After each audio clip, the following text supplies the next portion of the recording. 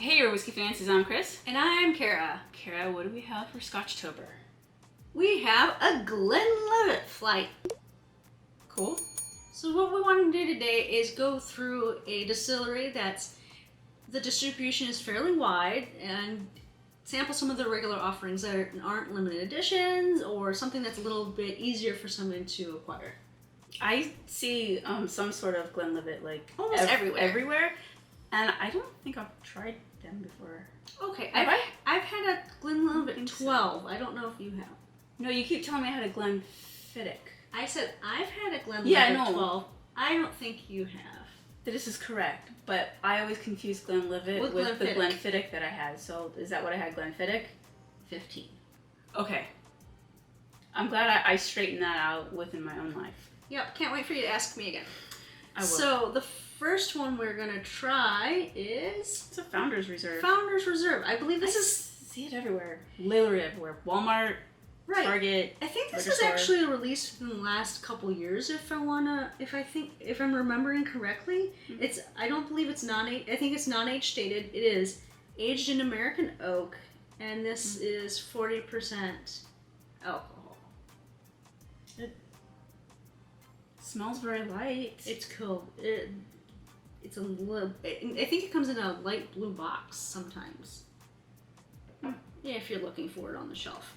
So we're gonna start there and then move on. Ooh, I got a little banana off of that for a second, like the peel. It has a good nose to it, but it does smell a little. It smells like alcoholic butterscotch, watered down a little bit. Yeah. It has, it's not offensive, but I'm like, okay, let's go for it. There's not a lot there. It just smells like any other single malt to me. And this is a Speyside. Oh. I don't know if you know Glenlivet's a Speyside. I learned that today. I'm just here to drink. Before I say that, I'm like 90% sure. I'm pretty sure. Okay. Alright. I get it. It has its space for what it serves, its purpose. Right? Yeah, it's... a little thin, a little brittle. Yeah, but I could see if someone trying to get into Scotch. A lot of people start... or even just whiskey in general, because it's very low proof, super... It doesn't have... it has youth to it, but not overpoweringly to where that's all I'm getting. It's not as sweet as the nose. Yeah, I think you're right. The palate isn't nearly as sweet as the nose would lead you to believe. Yes. But it's not bad, but isn't that like in the 20s or is it in the 30s, low 30s? I can't remember. I see it quite often, but I don't put any stock into it. I saw it for sub 40. Really? Okay. But I can't be quite sure, like $36 maybe? Does that ring a bell? Then maybe.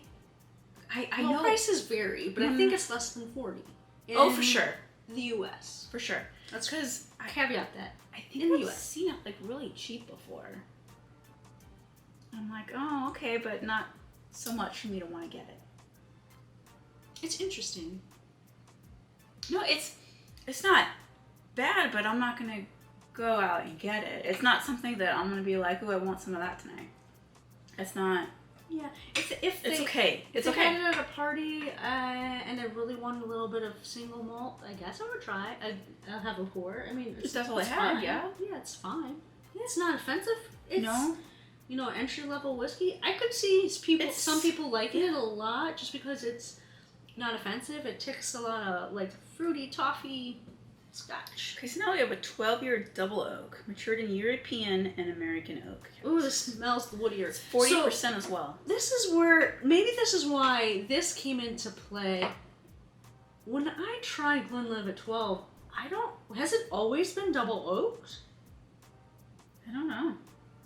I might have to check that for my own research because when I first tried Glenlivet 12, I really wasn't big into Scotch at all. That's why I started with a little Speyside.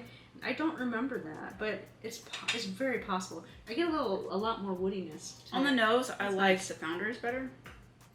You don't like that woodiness? I like the woodiness. I like that little barrel tannin showing up. No. You still get the butterscotch though. something that's there. And a little bit of wood. Yeah. I like It's it. okay. It's really thin though. It's 40%. It's still thin. It is 40. If you like oak, it's got more oak than I'm actually ever used to on a 40%. Usually you have more like the brighter, sweeter tones, and the oak is gonna kind of sound still weird. there. So in the mid palate, I think that extra barrel kind of kicks up those youthful alcohol notes that are sharp, and this actually ends up being less aggressively alcoholic. But Does that make sense? I Like wonder. there's not as not just double barrel. It kicks up some notes that make it taste a little sharper. It does, but I'm wondering, because in some of the single malts that I've had in European oak, they tend to be bitter. I wonder if that's it. I was thinking the same thing. That's what I'm It's a wondering. little odd. Now I want to know, okay, do they blend the two, or do they first put it in American oak and then put it in a... They have to blend it, but it doesn't say a blend. Oh, they can blend it. Like, Oh, they don't okay. have to say that it's a blend because it's a single malt. Oh, okay. That's This is why you're here. yeah. That's not the same thing as the. You're teaching me and the people. Okay, so there's words in Scotch that are a little different, and they're easily to confuse. Single malt doesn't mean it's a single barrel. Single malt means it's from a single distillery, and it's malt whiskey. So no grain, but it can be it's So they can blend multiple. different casks and not say blend. Yeah, because they're blending. Got it. They're going Okay. for a specific profile, so it's more than one barrel. It's not a single barrel at all. Does that make sense? You're a good teacher. This is not my cup of Scotch. It's not- a it's little not too. doing it for me. I like woody whiskeys. Yeah, but it has this a is bitterness. showing up a little too acrid bitter to me. Yeah. I'm not a fan. Not but a that's- tannin bitter. It's something interesting. else. So, but I can definitely see the similarities on the nose, and the butterscotch note shows up in both of them for me, which is fun. But I never thought I would like the cheaper option, but I do. Hey, I love that. That's always good Cheaper for is my always wallet. better. What are we moving on to? This is gonna be different. Oh, this is a Caribbean Reserve, or is it Caribbean? I can never get it right. Caribbean or Caribbean? Is this a pecan and pecan, or It I is. just completely butcher it? Nope, it is. Okay. I like to say Caribbean. Still no age statement. That's cool. Oh, it says sweet and tropical notes. Let's see if you. It's finished in rum. Are correct. Can we say that? Because you just keep saying Caribbean, and then I didn't hear the rum. Is it rum? Well, because I'm seeing it says Caribbean rum? Reserve. Yeah, in the very tiny print. Selectively finished in barrels that held Caribbean rum. Caribbean rum. Cool. Caribbean. But it's called Caribbean Reserve. Let's see how many times I can change it. Let's Caribbean try. and Caribbean. Every time you use the wrong one, drink. We're in trouble. So, I don't think I've ever had a lot Is of this rum 42? finished Scotch. It's 42. It's Is 42. the whole line just 40 as well? Like everything? You said it's 42, but you meant it's 40, 40 as as well. well. Yeah, not I was TOO, not the number 2.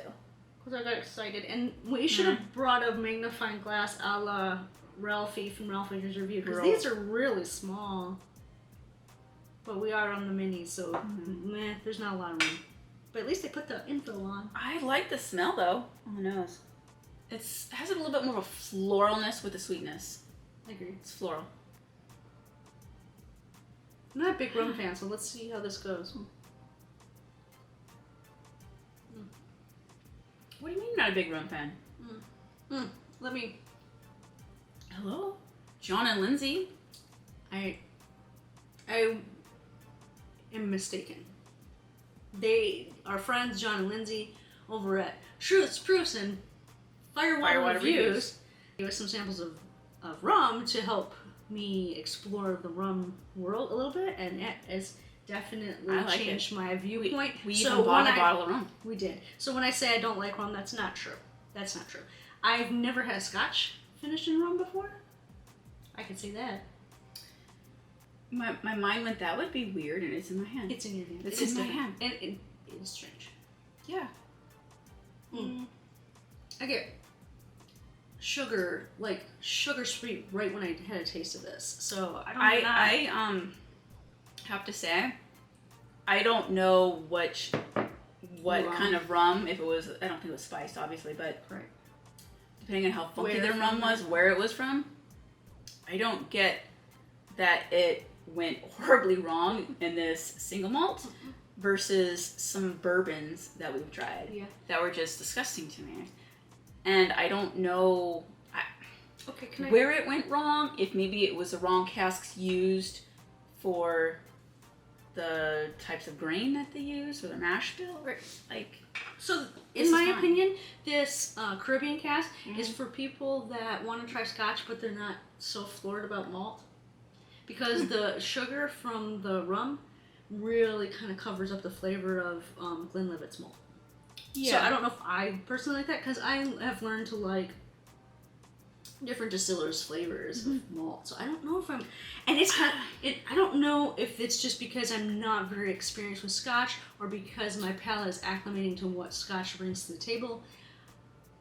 Glenlivet's malt seemed very delicate to me. Yes, in these age forms. Can't wait to get to the 14, but in the 12 and the non-aged jaded, but also it's very the delicate. low ABV as well. Yeah, it's very delicate. I don't know if it hides what we think we're missing, or if it covers up what we don't like.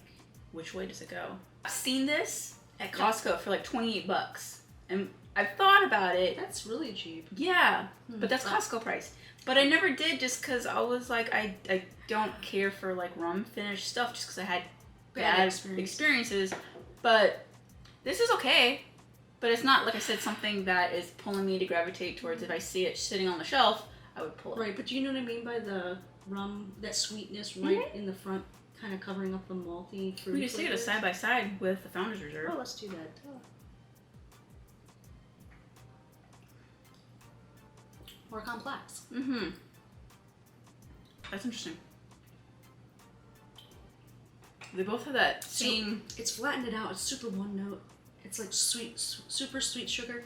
Has a little bit of malty on the finish, but that's it. This is a more of a lovely... This is a lovely exploration of what their malt's doing. Yeah. I like that. So what's this other one? This last one. Okay, I'm a little excited. Oh. Unfortunately, it is still only 40%, but it's 14 years, so we're going to kick it up 2 more years. Cool. It's finished in cognac. Oh. I don't know why, but that makes me happy. Oh, that smells pretty. Is it? Ooh, it smells buttery. Yeah, like... it smells buttery. Like, I'm gonna give me some of that. Okay, this is gonna be weird, but does it smell oily to you? Buttery. Yeah, okay. Oily. A buttered biscuit, maybe? You said buttery. I'm like oily. It smells buttery. Mm-hmm. It's such a ninny. Like, you know, like, butterscotch? But heavy on the butter, if you know what I mean. Heavy on the butter. I can't wait. Okay. We came to play at 40%. Ooh. Okay.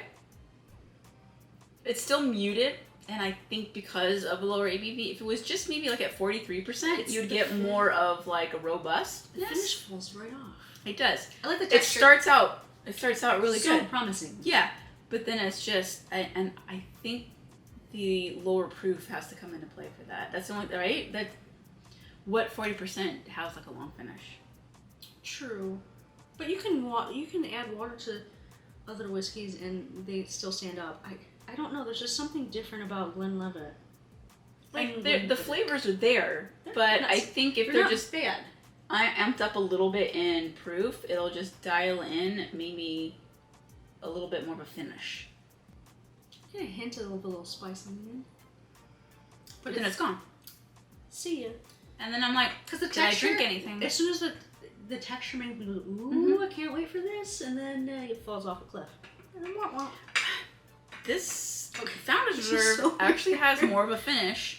I'm gonna go back to that one because I cognac. think you're correct. Is this one spicier in the finish, or is that something else? No, it is, but I think it's more of a youthful spice.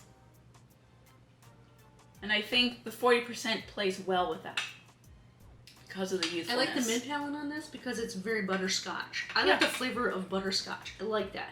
I like that. It's light on the mouth, almost like you're drinking water. It's thin, very thin. The 14 is much thicker, and it has a little bit of viscosity to it. But once you're at the mid palate, it just falls off a sharp cliff for me. This one doesn't have a lot of going on in the mid either. Like it's good, but when I go back to the Founder's Reserve, I'm getting more flavor. That's not just, like how you said, one note. I don't care for the double oak 12. It's got a bitterness to me from the wood, and I'm wondering if it's the European oak playing a part in that. I think you're right. Just because some that I've tried and I don't care for, and I found out they've actually weren't in European oak, I'm like, it's got a weird note to it. Yep. Like some American whiskeys are aged. Sometimes it gets a little sour or bitterness. And that one's bitter. But not strong in your face, but because I think that it's such a light Scotch, it makes it more nuanced. It's very prominent. More pronounced. The opposite, yeah. The cognac is, I love the buttery fruitiness on the nose, but I don't get, the texture's fun, but I don't get a lot on the finish at all. When I first had it, I was like, ooh, there it is. And then gone. Went back for another sip. It just makes me sad. And then that was it. I have to say, funnily enough, I like what's going on in the cognac, but I keep going back to the cheap ass Founders Reserve. I think this is the first time when we've had a vertical that we both like the cheaper one.